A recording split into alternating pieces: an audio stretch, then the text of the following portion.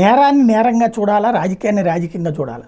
సరే, వైఎస్ఆర్ కాంగ్రెస్ పార్టీకి సంబంధించిన కార్యకర్తల నేరాన్ని పార్టీ నేరం కింద ఇదివరకు ఈనాడు జ్యోతి రాసింది కాబట్టి ఇప్పుడు తెలుగుదేశం హయాంలో జరిగినటువంటి నేరంలో తెలుగుదేశం పార్టీ కార్యకర్త అయి ఉంటాడు కానీ పార్టీ ఏం తయారు చేయించదు, లేదా పార్టీ తరపున ఏ మర్డర్లు చేయలే. కానీ వ్యక్తులుగా చేసినటువంటి మర్డర్ని పార్టీకి ఆపాదించుకుంటూ రాసుకురావడం వల్ల నేరస్తులు దర్జాగా తిరిగేటటువంటి పరిస్థితి అవుతుంది. యాక్చువల్ 2024 డిసెంబర్ 6వ తేదీన అర్ధరాత్రి 1 గంట సమయంలో నిర్మాణంలోని ఓ భవనంలో ఖాళీగా ఉన్న మంచం మీద నిద్రిస్తున్న 70 ఏళ్ల వృద్ధుడిని టీడీపీ కార్యకర్తలైన 2 యువకులు ఊపిరాడకుండా తల మీద దిండు పెట్టి హత్య చేశారు. వాస్తవంగా వాళ్ళు కార్యకర్తలుగా చేయలేదు ఆ పని.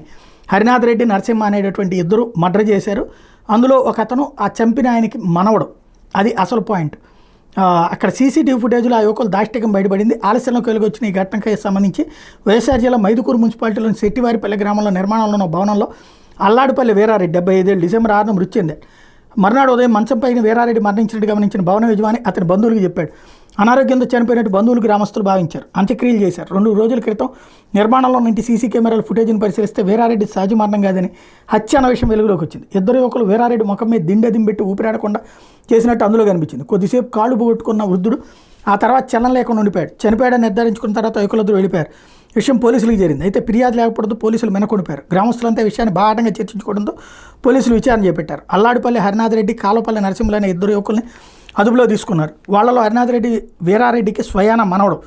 హత్యతో ఆగని ఆ యువకులు ఓ యువతిని చెరబట్టేందుకు ప్రయత్నించారు. దాంతో ఎవరు మరింతగా ప్రచారంలోకి వచ్చింది.